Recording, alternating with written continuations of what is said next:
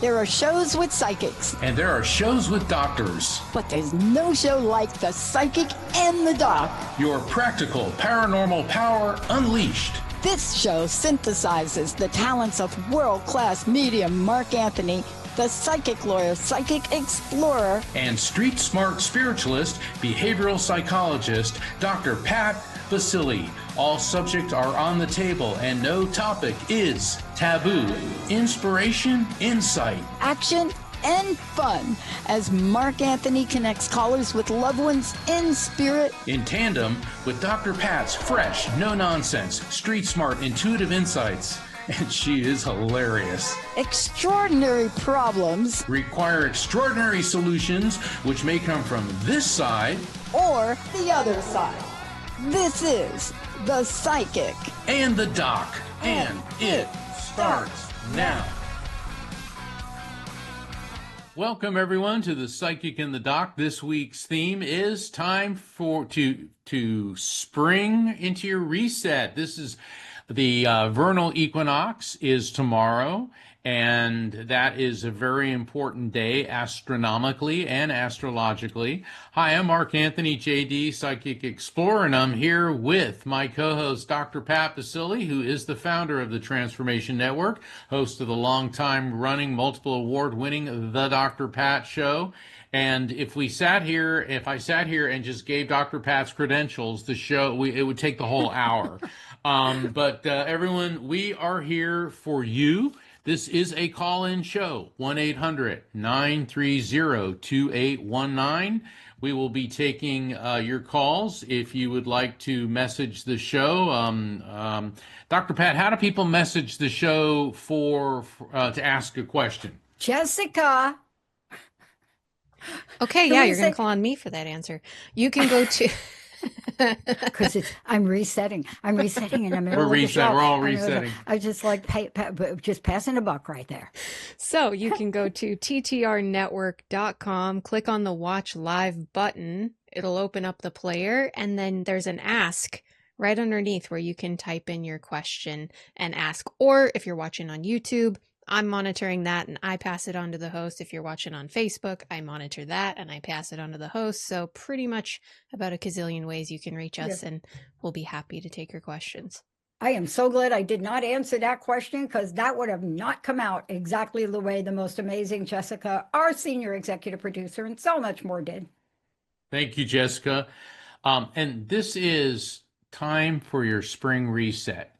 The vernal equinox is not just the beginning of spring, it's a time for change. It's a time of rebirth, renewal, which is a reset. And I think everybody can use some type of reset to some extent. A reset could be with working on a relationship that's damaged, rekindling old friendships, starting new friendships, new ventures, new business opportunities, a new phase in your life. We can't live in the past. Too many people are wounded by the past, and I get that. Too many people have PTSD, and I totally get that. But we can't let yesterday take up too much of today, and tomorrow is part of our reset. Yeah. So, Dr. Pat, you're a woman wise in the ways of the world. What is your take on the spring reset? Okay, first of all, it's also Mercury in retrograde ends. So I'm trying to remember the last time they landed together, because it's like a double wowie, right? Yeah. But reset for me, I went through phase 1 last year of that equinox phase, and I moved. This spring, I've settled in the way anybody does in a move like this, where you just get in. But now, even today, I started to rearrange my office, turn my desk so it's facing east. I mean, this is a background that I put up for the show, but it's more than that. It's really a time to really look inside. Spring ahead. But if you don't know what you're springing ahead, and you bring ahead the head of the dragon without the tail, That's not going to work. So, you know, what this is about is gentle, very gentle looking at yourself. But I will tell everybody out there now, you got to do it quick because this is the year of the fire horse and there is nothing slow. That Mercury in retrograde, that's about slow it's going to get. Okay. But I'm resetting pretty much everything. Jessica has done a lot. We don't talk about Jessica, but Jessica, I'm going to tell you, just in this month and this quarter, she's redone our media kits. She's redone the way we're offering people, hosting a show, whatever we're doing with that, the expansion of the network. So this is that time to look at things, and she's done that and has created amazing things from that. But it's a time to reset your abundance meter, people. That's the most important thing. Abundance in health, Mark. Abundance in wealth. Abundance in friendships. Abundance in relationships. And I just want to be very clear. When I say reset, I'm not saying you have to go kiss somebody that has abused you. But what you want to do is clear the energy and go to a place of forgiveness. Forgiveness doesn't mean you condone an act. It means you let go of it. How do you like that? Now, what do you reset, Mark? Oh my gosh. A lot of things, a lot of things. My attitude, my health habits. My health habits are pretty good, but I'm always working on them. And resetting, I'm working on a number of projects right now, presentations, because a lot of people are saying, well, you're not traveling that much right now. And it's like, yeah, but in fact, I was talking to our producer, Rocky, who's also my business manager. We're going to be doing a lot of traveling in the second half of the year. But the first half of the year, I'm refining and working on a number of presentations. In fact, tomorrow, I'm going to invite everyone to go to my website, which is afterlifefrequency.com, and you'll see in the calendar of events a free online event, and you have to sign up for it tomorrow because it's happening tomorrow, and it's a mini a mini summit, excuse me, about near death experiences. It's called Near Wow, Death Experiences: Dying and Living to Tell About It. I And love that. it's really cool, and I got to work on this with the organization known as Humanities Team, and Jacob Cooper is one of my colleagues. And Jacob, we've had him on the show before, and I think we need to have him back so he can fill us in on a lot of the things that he's been working on. He's also a fellow psychologist, Dr. Pat, so I think you'll enjoy that. And Jeff O'Driscoll, who's with IANS, the International Association for Near Death Studies, and it's really a wonderful program, and it's free. So go to my website, afterlifefrequency.com, sign up for that, go to the calendar of events. And but resetting, last year I did so much traveling. I mean, Rocky and we're counting, it was like 20 something cities last year. Wow. Yeah, and it was great, and really enjoyed it, but I needed time to work on new theories that I'm developing presentations for, and new presentations. And so that's what I'm resetting. I love it. You know, part of, I have to tell you, let me ask you a little bit about this because, you know, I had a little eye-opening thing here.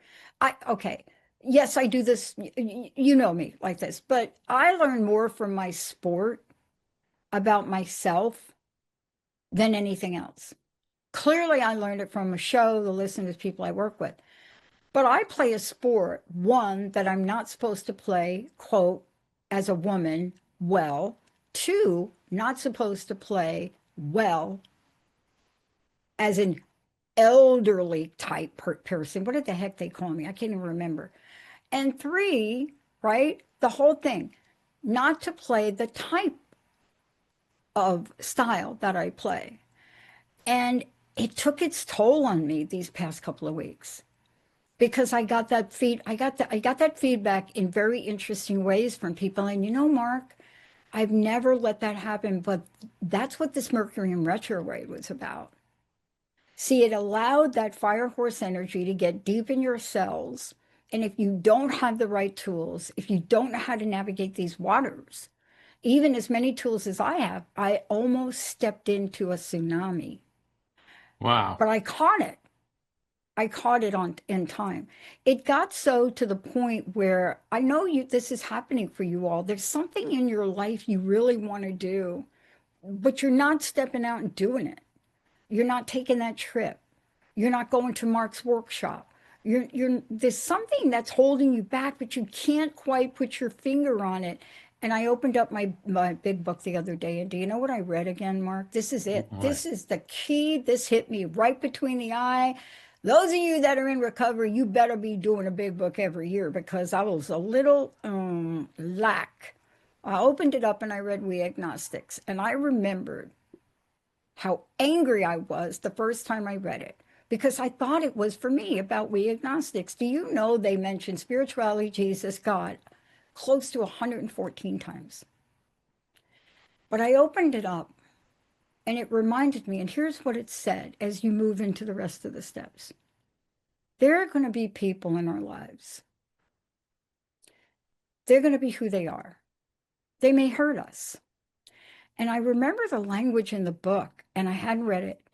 They said, they can't hurt you, but look at them with compassion because they're spiritually sick. Wow. That is the language, like 100 million times in one of the chapters. Now, that's not a judgment. It's to help us understand that if we're looking at somebody with hate, there's something missing, there's a gap. So my reset is to jackhammer in the crust busting way my spiritual practice. I love it. Spiritually sick. I love the term crust busting. Now, I've heard you use it. Can you explain for our listeners what you mean by crust busting? I'm going to tell you. Shortest story ever I'm going to say about it. When I graduated from my doctorate, I was supposed to be on the path to be a super high paid consultant. Everybody wanted me. My research was never studied before. And I couldn't. I had learned too much. I had interviewed 200 people, 1,200 pages of notes that I still can't read today, Mark. And I had to turn down jobs. And I became so crusted over. I'm sitting on a couch. I'm not kidding. And I'm sitting there and I just couldn't move. And I said, oh my gosh, I am so crusted over. I have got to bust through this crust. And I created crust busting. I taught it at the Centers for Spiritual Living. My first show was not the Dr. Pat show. It was called Crust Busting Your Way to an Awesome Life. I Wow. have given crust busting awards to Christina Aguilera, Shirley MacLaine. Gosh, I can't even remember all the people. Gloria Steinem. I made these awards. I got Deepak Chopra coming out. Crust busting. Wayne Dyer. They're all talking crust busting. Why?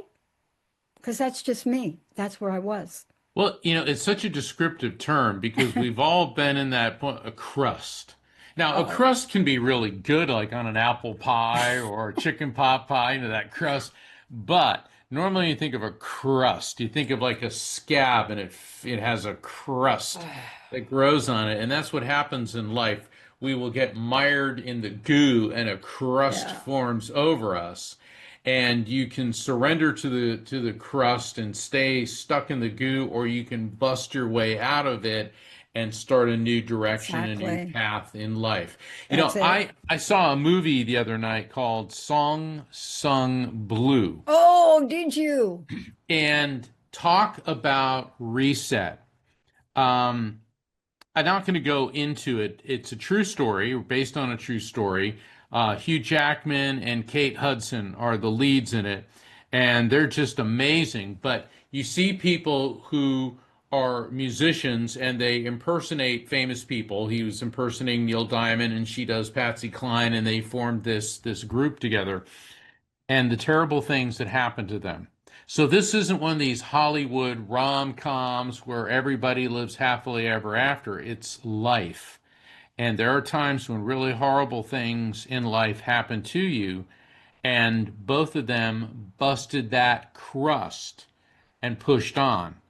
And so if you want a really good story, that's it. The other movie I saw was Nuremberg, where Russell Crowe plays Oh, Herman Goering, and why that wasn't nominated for Best Picture. Same thing with Song Sung Blue. I didn't think it Um, made the cutoff. Did it make the cutoff? I'm not sure, but I Yeah. mean, Russell Crowe, I mean, he never Oh my disappoints, God. but No. boy, does he deliver on that one. So Yeah. I see from the chat we got a message. Yeah. What does that say? I saw that too. Can Mark talk about seeing shadow figures out of the corner of your eyes? I experienced this when I was, what was that? But not, Unwell, oh, unwell. unwell, but not when I recovered. Derek, that is an excellent question. Yes. In a number of the presentations that I give, I talk about seeing spirits. And so your question actually encompasses multiple facets of spirit human interaction. Let me start with the basic one, then we'll get into the shadows. A lot of people will get the impression a loved one in spirit is around them. And many people will feel that they see a spirit in their peripheral vision, and then you turn and the spirit has vanished. The fact of the matter is, the spirit didn't vanish. This has to do with the structure of the human eye. Spirits are pure electromagnetic energy, and the only form of electromagnetic energy visible to the human eye is light. So when we take the retina, inside the retina, there are two structures. In the center of the retina in your eye are cones, and cones are designed for seeing color, details, and it's daytime vision. On the periphery of the retina are rods, and rods are designed to see light and dark, and that's nighttime vision.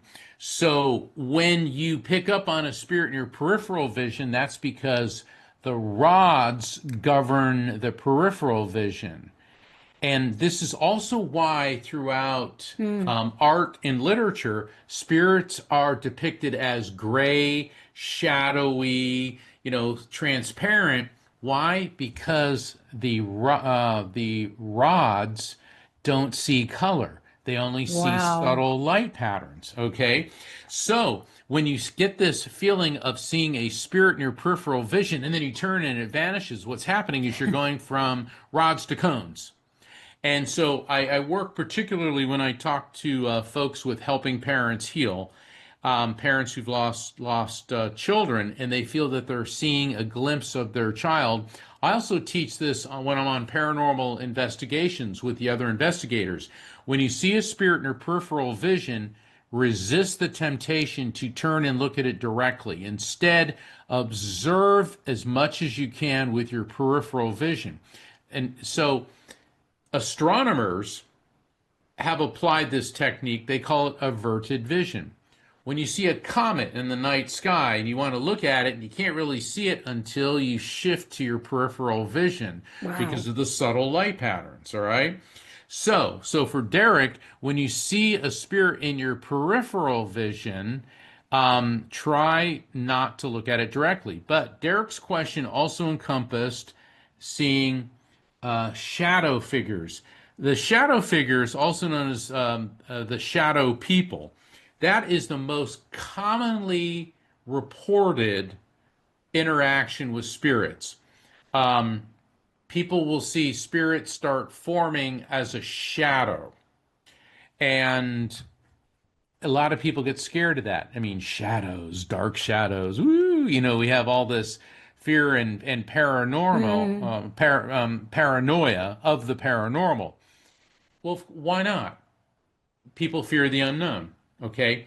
But when shadow people, you start to see that same thing, Derek, resist the temptation of looking directly at the shadow person because you'll be switching from the rods of your peripheral vision, which will Wow. see the light and dark, meaning the shadow people, to the cones where you're not able to see that. So I know that was a lengthy explanation, That's fabulous, Mark. but yeah.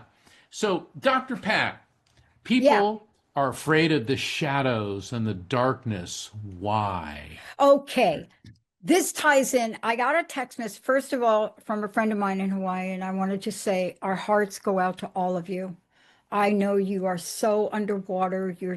Believe me, we're not getting all the pictures, but I saw some of them. Y'all sent me some of them, and I'm telling you, our prayers are with you. Our prayers are with you. You are a strong, strong culture.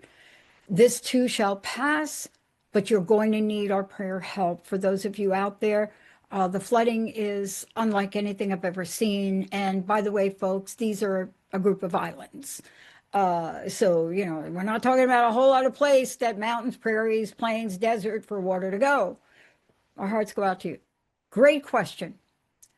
So, my friend heard me talk on one of the other shows with one of the hosts about the movie Frankenstein.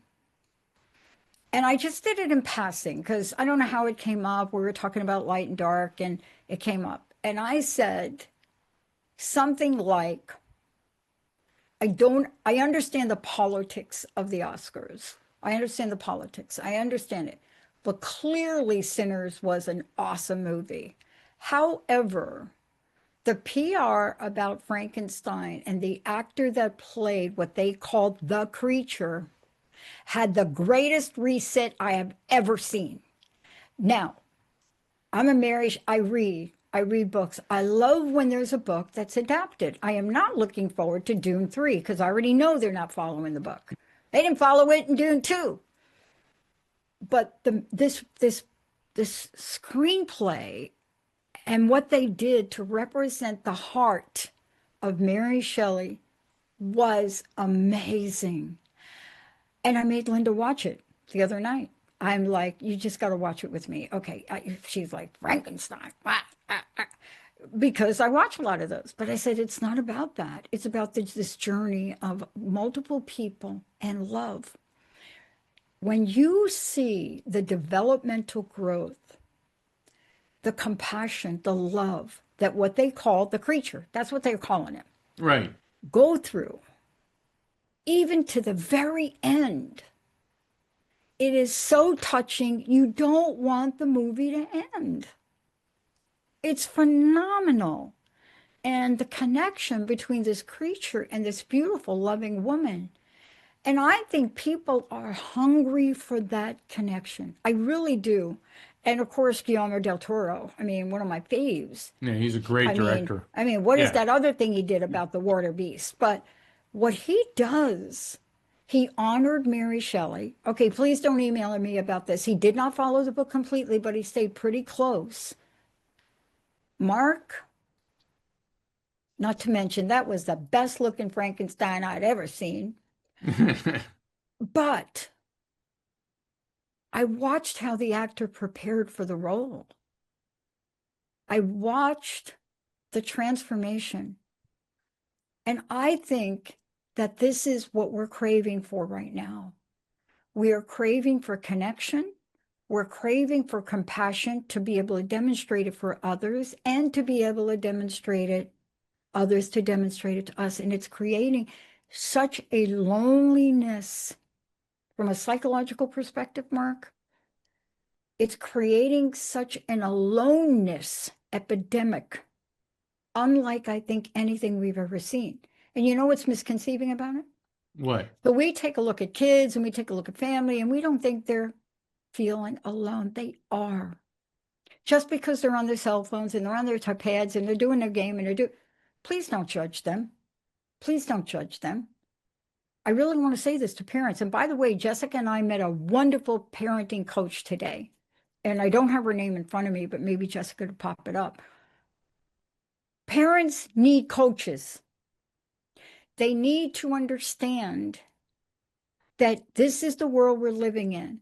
Just because your child is on a phone, you don't have to be on your phone. Number one. Number two, just because your child is playing a video game, it doesn't mean you don't demonstrate love and compassion. Mark, the loneliness, at first it was just with seniors. Studies came out. That's not what's happening. And what do kids do when they're lonely and longing for attention? Well, they do a lot of things. Usually they act out. or they do something to get your attention.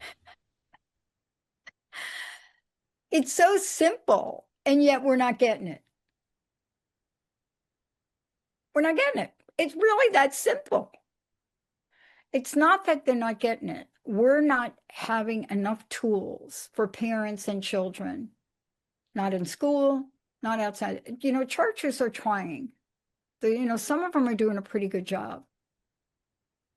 But how do you learn something that wasn't taught to you, Mark? Well, I do lots of research, so I don't know if I'm the right person to ask on that. I'm constantly researching. I watch movies. You'll watch movies. I research. If something wasn't taught to me and I'm interested in it, I do the research. But a lot of people don't. They don't do that. Yeah. Jessica, do you have a website for the woman we talked to today? Phenomenal parenting coach. She was incredible to have a conversation with. And the work that she's getting ready to do this year, it's just, I read one line on boundaries that she put together, and it's phenomenal. And, we talk to a lot of parents on this show that lose children. Yes. Or that have children. Jessica, who was that today? Yeah, you can go to bethhillmancoaching.com. I can also just put that in the little chat message section of the Facebook YouTube stream if you're watching there. Thank you. Look, I had the honor of having two moms. My mom, my birth mom, wasn't around very much, but you know what she taught me, Mark? They say that developmentally, you're going to learn what you're going to become by the age of 5. No matter how depressed my mom was, she was the most loving, fun, compassionate person. I get that from her. And then my mama Doris shows up. So what did I learn from her? Discipline. She got me as a kid that wouldn't brush her teeth, wouldn't wash her hair. If I changed my underwear, at least once a week, that was a good week. I mean, she inherited that. But I learned from her. I also got optimism from my mom and built a network on it. Beautiful. Beautiful. That's the reset we have to do. We have to reset our mindset and look for the nuggets in our lives. People are having a tough time. Yeah, they are. And, we try to avoid politics on this show, but I want to say something to the people of Iran.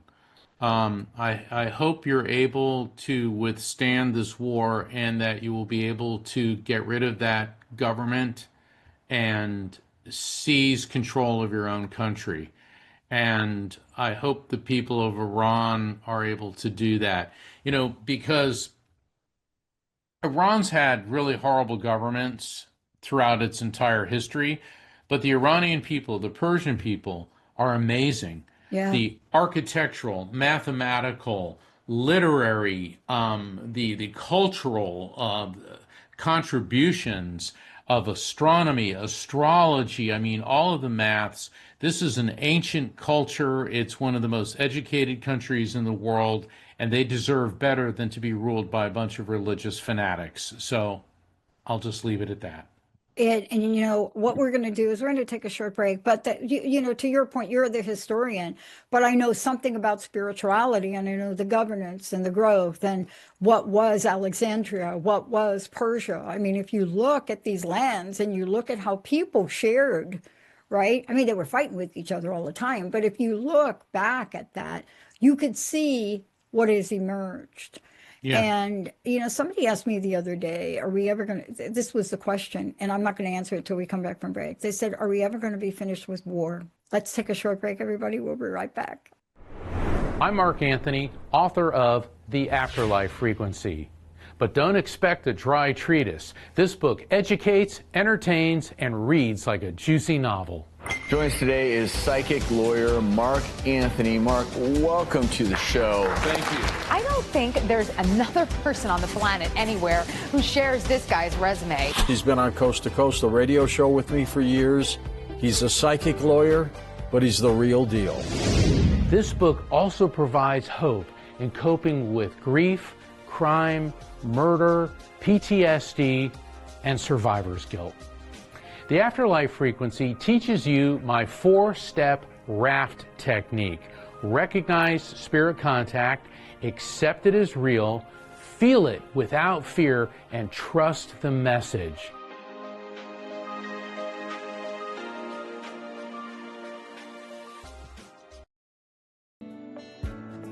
Tired of feeling exhausted as a parent? I would love to help you with a new vision for yourself that is focused on intentional wellness parenting. My name is Orly Cormier, and I have over 40 years' experience with complex cancer patients. I offer consultations, coaching, and educational programs for parents who want to boost their health and reduce risk of disease, especially cancer. For more information, go to orlycormier.com.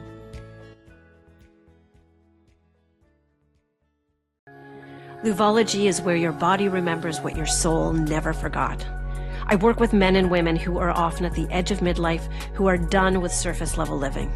People who've built the life but still feel numb, who ache for something deeper, more presence, more truth, more touch.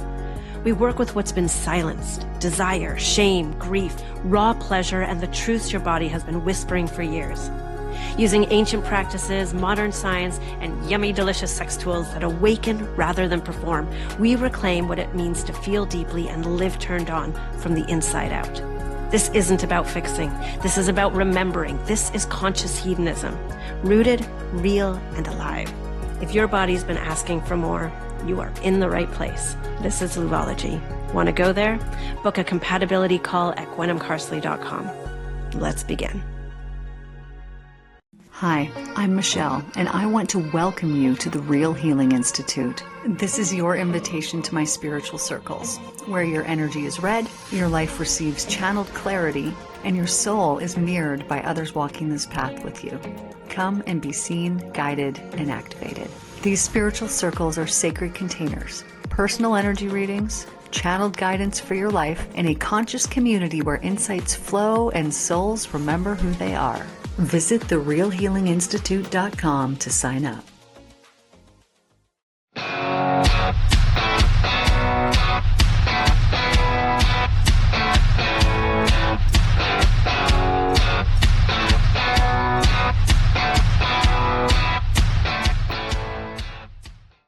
Hey, everybody, welcome back. For more information about us, go to ttrnetwork.com. We have a lot more coming. I mean, we really do. We have now gone through phase 1. And of course, you know, if you know us, we don't do anything really exciting to announce in Mercury in retrograde. But I will tell you, we are in the makes of planning a summit in September. So stay tuned for that. More to be revealed. Also go to the transformationnetwork.com. Check that out. There's a lot more we're doing there, and we had to wait to get some things in place, but we'll have a membership for all of you that's coming. We'll have ways to bring our host into play, more things of what you have said you wanted. Mark, now tell people how to get a hold of you, what you're going to be up to, and where they can go. Well, tomorrow is a free online event, and it is hosted by Humanity's team. Go to my website, afterlifefrequency.com, and the calendar of events. You can't miss it. Sign up. It's a free online event. What's happening is there's going to be a master class about near-death experiences, and this is kind of a mini summit. And my colleagues that are speaking with me are just an amazing group of people. Also in June, I'm going to be one of the presenters, one of the keynote speakers for the Society for Scientific Exploration, the SSE. That's going to be in Denver, Colorado. And once again, go to my website, sign up for the newsletter. You can also sign up for readings. We are booking readings for the summer. Pretty much everything's booked up until the summer, but I'm going to have more online events and more speaking engagements this year. You can visit my website, afterlifefrequency.com. Yeah. Dr. Pat. Yes. You left us yes. with a dun-dun-dun question before the break. I was asked that question by somebody who had lost multiple children in various wars. I'm not going to mention their name. But in the moment that she asked me, I thought about it. And that movie, we're going to talk about the movie you just referenced in a hot second. And my answer was pretty much to reflect my reset and what I've been going through myself personally to sort things out. And I said, with my eyes shut, war will end when we end it within ourselves. Wow. War will end when we end it within ourselves. Well, that makes perfect sense, because if people were at peace, inner peace, what would be the motivation to want to subjugate, dominate, conquer other people? There wouldn't be any. There wouldn't be. Um, War is the She laughed ultimate. at me, by the way. Well, She said, honestly, I should have known. She's a good friend. But I said, that's what I believe. And then I followed up, Mark, by saying, every day I strive for that. I strive to end the war within myself, the war with my past, the war with abuse, the war with my mom's suicide. You know, those are the battles that sometimes reemerge in our lives. And I also said to her, you have to find ways to act in peace. So she said, what does that mean? There's nothing greater. Gratitude, forgiveness, and being of service to another human being. that's it. See, everybody, if you want to find out about how to achieve world peace, then you have come to the right place. And it makes sense because, Dr. Pat, it's the division between the spirit and the ego. Yep. The ego is created by the brain, and war is the ultimate physical manifestation of ego, anger, bigotry, hatred, violence. Okay, those are all ego-driven things. Matters of the spirit, peace, love, compassion, understanding. So you don't conquer or attack other people because you want to inflict compassion and love upon them. You're doing it out of anger, bigotry, hatred, violence, Yeah. Ego-driven ambitions. And I like a couple quotes about war is Golda Meir, who was the prime minister of Israel back in the early 70s during the Yom Kippur War. And she said that there will be peace when our enemies realize that they love their children more than they hate us. Jimi Hendrix, rock and roll guitar legend, said that there will be world peace when the power of love overcomes the love of power. That's pretty insightful. It is so insightful. And you know, Mark, what's interesting about what we're talking about, and I would love you to talk about Nuremberg again, because, you know, I'm reminded, I work with young people. I'm not going to say much more than they're in recovery, both alcohol, drugs. And part of this is to help them understand how the world got the way it is, and you don't have to be part of that. And I brought up that movie. And I said Holocaust. And it was like they did not know. I know. They did not know. And one of them said, what was the cause? I said, Holocaust. Do you not learn that in school? Do you not read about that? Yeah, they're not learning No. about it anymore. And it's like, what No. is wrong with our education system? No, they have the history note to remember the date, but what did that movie expose, though? See, that's why it's a hard movie for somebody like me to watch, but I love watching it because what does it remind us of, Mark? A lot of things. Right? Yes. I constantly come into contact with young people, and I'm not faulting them. I'm faulting the school system. Um, the United States should have the best school system in the world. There is no excuse for that. We should be right up there in the top, like, five at least. But there, when I was in college and I was 18 years old, I was in Germany, and we were all drinking and partying at the Hofbrauhaus in Munich, and got the idea that let's go to Dachau concentration camp Oh tomorrow. my goodness, Mark. So in the morning, we're all hungover, and a bunch of college, guys and girls, and we get on the train and we go to Dachau. And I remember Wow. we're on the train, we're going there, and all these older German folks were looking at us. They go, "What do you Americans doing?" And this one guy, he just was a blabbermouth, because I knew better than to say anything. He goes, "We're going to Dachau," and they go, "Why do you Americans constantly have to pick at that?" And another person said, "It didn't happen. It is all Allied propaganda." And they started they started like arguing with us. Yeah. And why don't you go see our science and technology museum and da da da, and they're like giving us all a hard time. And I'll never forget, there was this younger woman, girl. She was probably 17 or 18, and she bent over and said, "It did happen, and it was worse than they say." Yeah. So we get to Dachau, and we start walking up to the gates, and all of a sudden I started getting this really intense sensation, and in at least 7 different languages it was written, if you do not remember history, you are condemned to repeat it. And the horrifying thing, or one of the many horrifying things about Dachau, is it was considered a smaller concentration camp because only 40,000 Yeah. people That's were right. killed there. Only 40,000. Yeah. Yeah. Yeah. During the 30s, I will say, the birth of Bill Wilson program, AA, blah, blah, blah. But there was this rise up.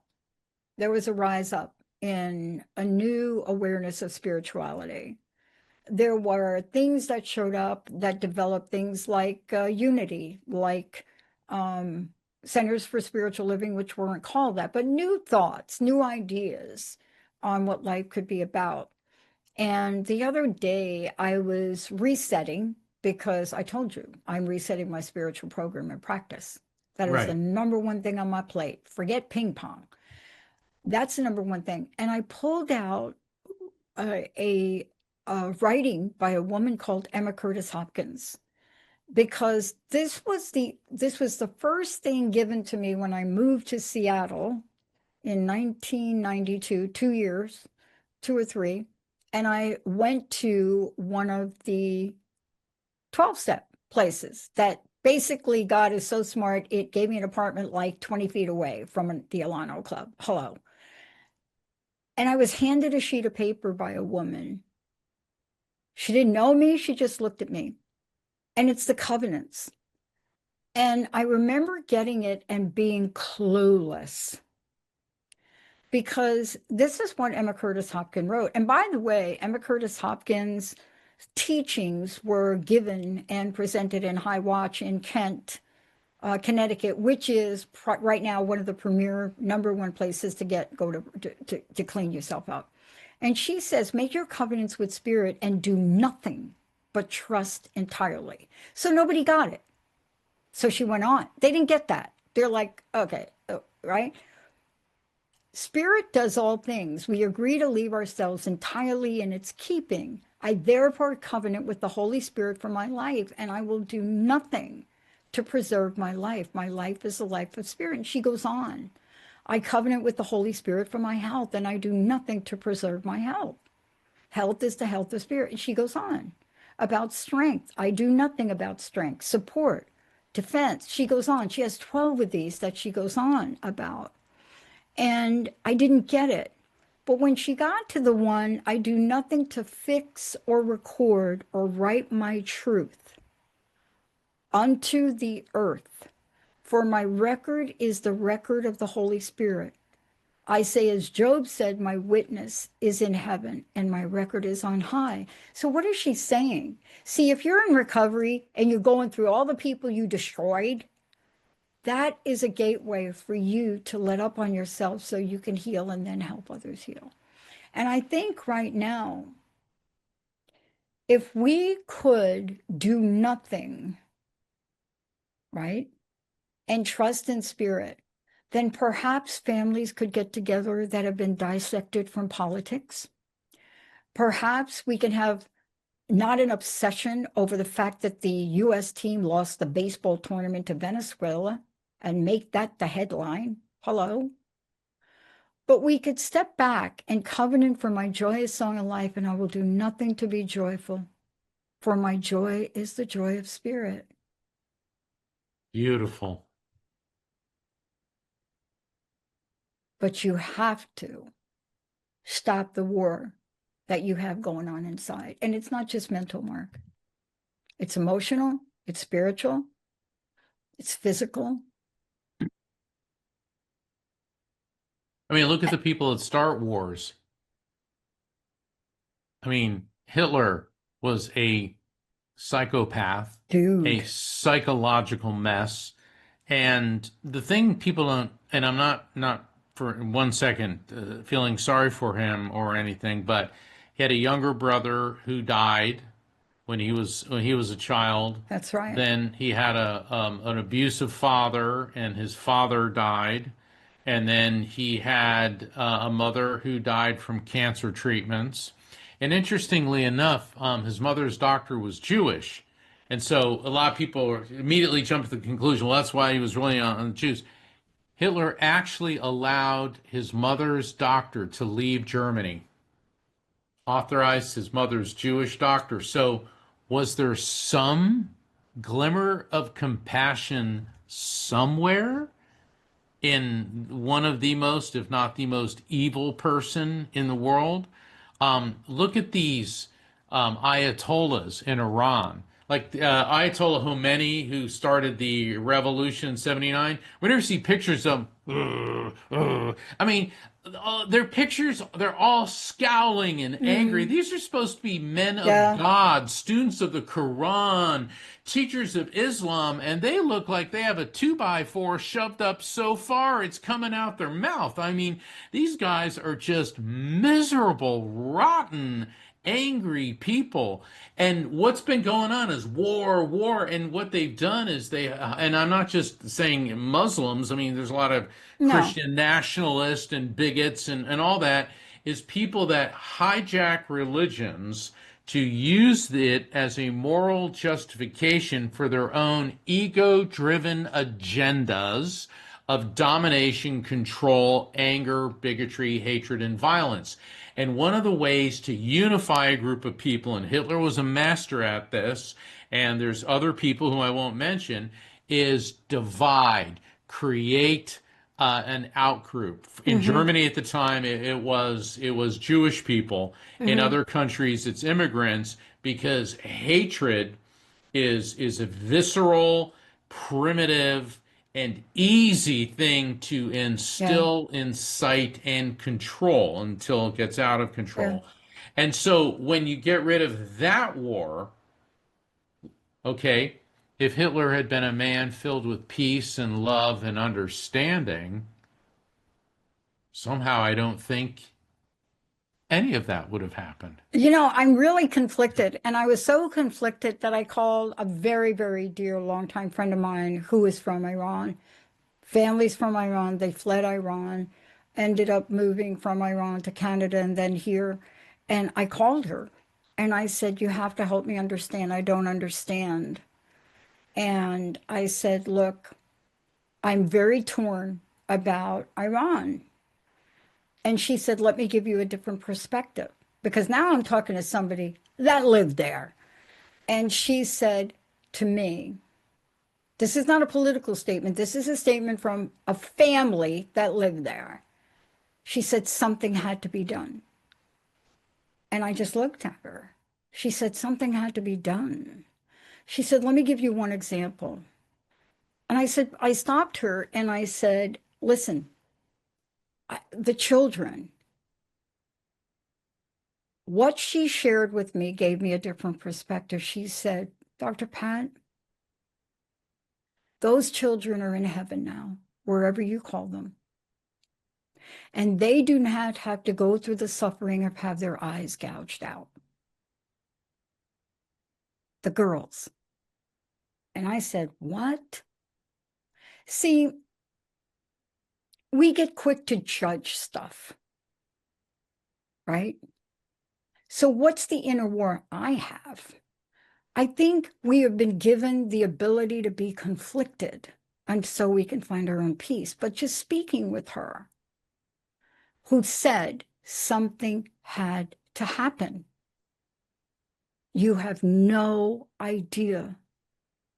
So you can't talk about Germany and what happened in Germany. We just know that.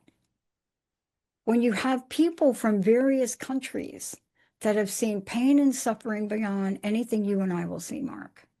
Yes. So it did give me a fresh perspective. I'm not saying let's go to war all the time, but I'm now conflicted. How do we right wrongs?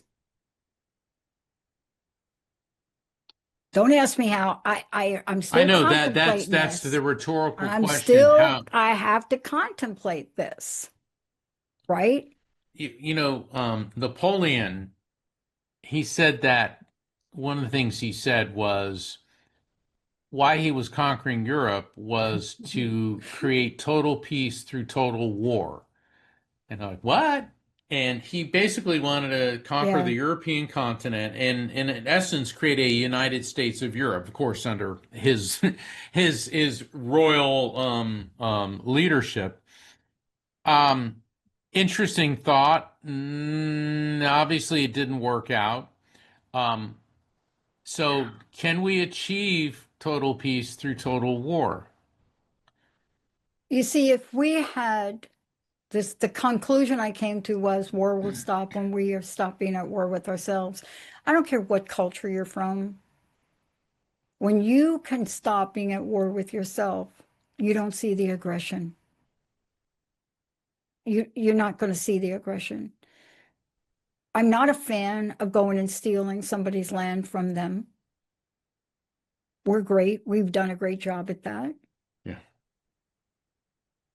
But how do we move forward? And I think these are the things that when I'm doing nothing and I'm sitting in my room here, I ask myself, what can I do more of to help people attain some level of peace? You do it and I do it, and that's why we do this show. Absolutely.